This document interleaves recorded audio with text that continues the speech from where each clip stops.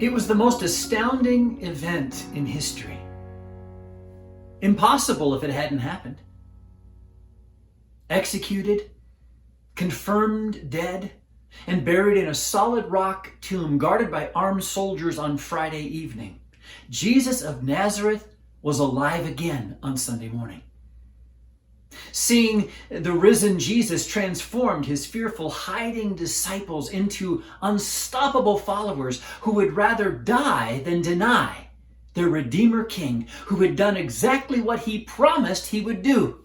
After living the perfect life, he died and rose again, thereby affirming he was who he claimed to be, and that he was utterly worthy of their trust.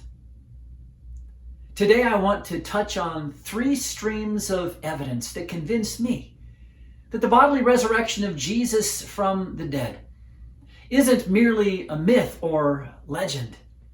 It is the most transformative event in history and the very foundation of historic Christianity. After all, and this is the first stream of evidence that convinces me the resurrection is a historical fact, Jesus' disciples believed in and began proclaiming the bodily resurrection of Jesus immediately after his death in 30 AD, which means that belief in the resurrection of Jesus wasn't an afterthought. It wasn't a later tradition or myth, but the very foundation of their faith, the ultimate reason they followed Jesus. And we know this because of an ancient creed that the earliest Jesus followers proclaimed shortly after 30 AD, the year Jesus was crucified. The Apostle Paul quotes this creed in 1 Corinthians chapter 15, saying, "I delivered to you as of first importance what I also received, that Christ died for our sins in accordance with the Scriptures, that he was buried, that he was raised on the 3rd day in accordance with the Scriptures, and that he appeared to Cephas," an ancient name for the Apostle Peter, "and then to the 12. Then he appeared to more than 500 brothers at one time, most of whom are still alive." Now, a creed, as you may know, is a formulated statement of belief that develops in the years after the belief that the creed is based upon takes hold in a particular community. And we know the Apostle Paul received this already formulated statement of belief, this creed, from early Jesus followers, the earliest Jesus followers in Jerusalem, and that he received it from them in the early to mid-30s AD, which implies very strongly that the belief that Jesus rose from the dead began before that point, in or near 30 AD, the year in which Jesus was crucified. Now, as we just read, this creed affirms that the risen Jesus appeared to hundreds of eyewitnesses, most of whom were still alive at the time of the writing of the creed, which meant that people could ask them and verify this historical event. And the fact that the risen Jesus appeared to hundreds of eyewitnesses is significant, as William Lane Craig points out when he says that these appearances would act as a safeguard against unhistorical legends, since legends do not arise significantly until the generation of eyewitnesses dies off. Hence, legends are given no ground for growth as long as witnesses are alive who remember the facts. In addition, building upon the historicity of this ancient creed that records the resurrection of Jesus from the dead, the sheer number of eyewitnesses who saw the risen Jesus proves that the disciples were not hallucinating, and that they did not, as the Jewish leaders accused them of doing, fabricate this story. Which leads to a second stream of evidence that Jesus rose bodily from the dead. Namely, the best alternatives for Jesus' empty tomb are highly implausible. That Jesus' tomb was empty on Sunday morning is a well-established historical fact confirmed by both the Jews and the Romans of that day. Nobody doubted it. Both the Jews and the Romans, by the way, were highly motivated to disprove the resurrection of Jesus.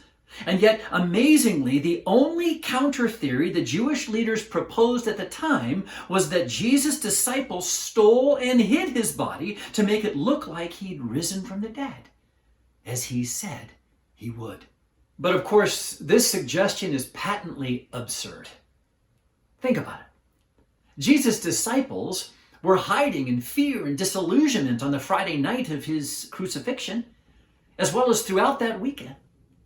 Just when did they muster up the courage, not to mention the ability, to overpower the Roman soldiers who were guarding Jesus' tomb, and then roll back a 2-ton stone in order to steal the body of Jesus, all so that they could lie about it and pretend that he rose from the dead, even die to protect this lie without a single one of them revealing their deception? Really?